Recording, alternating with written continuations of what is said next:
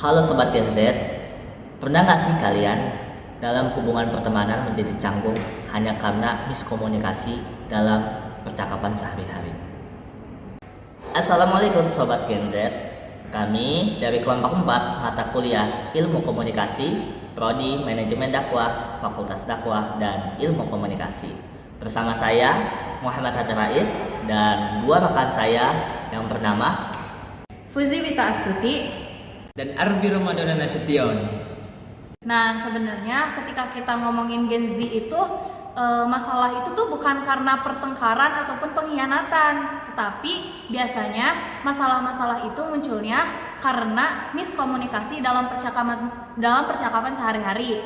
Contohnya kayak misalkan ketika kita bertukar pesan dengan teman-teman, dari salah nada aja kan kalau sekarang bisa menimbulkan kesalahan komunikasi yang bisa membuat pertengkaran kecil seperti itu. Nah, hal-hal sepele itu yang jika dibiarkan lama-lama itu pasti akan menjadi menumpuk dan akan menjadi pertengkaran yang lumayan besar.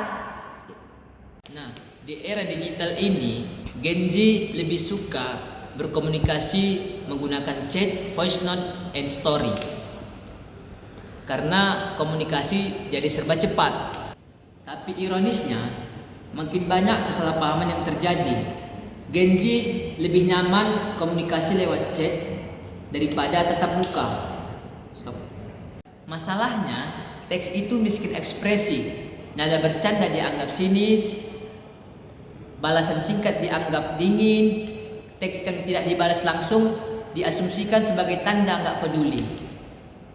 Nah, belum lagi tuh ada yang namanya istilah kode-kodean. Biasanya nih ya, kalau anak-anak Gen Z sekarang itu ketika mereka ngerasa nggak nyaman ataupun ingin curhat itu biasanya mereka malah perginya ke story ataupun bikin status yang galau kayak gitu. Nah, tapi ketika si targetnya itu gak nangkep maksud dari mereka, bukannya mereka klarifikasi, tapi malah mereka ngerasa kayak kecewa diem-diem kayak gitu.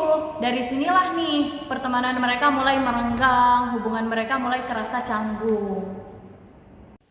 Padahal kalau kita tarik benang merahnya, miskomunikasi bukan tentang siapa yang salah, tapi soal cara berkomunikasi yang belum matang. Pertemanan butuh kejelasan, bukan tebakan.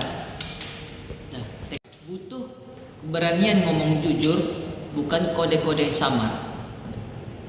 Nah, kalau dilihat dari teori komunikasi, sebenarnya miskomunikasi dalam pertemanan Gen Z itu banyak terjadi karena kita lebih sering berkomunikasi lewat pesan ataupun chat dalam bentuk WA ataupun Instagram dan aplikasi-aplikasi lainnya. Dalam komunikasi antar pribadi, sebenarnya pesan itu tuh nggak cuma tentang kata-kata, tetapi tentang nada dan ekspresi juga. Nah, karena hal itu makanya pesan ataupun chat itu tuh sering disalahartikan karena kesalahpahaman dalam mengartikan nada ataupun ekspresinya. Sobat-sobat Gen Z semua yang lagi nonton dan dengerin podcast ini, kami pengen kalian gak cuma jadi penonton, tapi ikut merefleksikan tentang isu yang sudah kami jabarkan.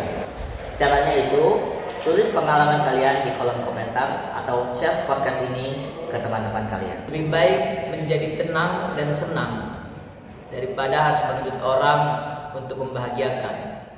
Karena berteman adalah mencari ketenangan.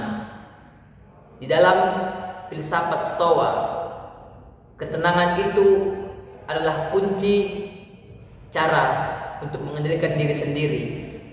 Dan gunakanlah itu untuk mengendalikan diri ketika kita mendapatkan teman yang tidak sefrekuensi dengan kita. Terima kasih semua yang sudah dengerin dan nemenin obrolan kita sampai akhir. Semoga episode ini menjadi pengingat bahwa komunikasi yang baik dapat menyelamatkan pertemanan. Kami pamit undur diri. Wassalamualaikum warahmatullahi wabarakatuh. See you next time. See you next time.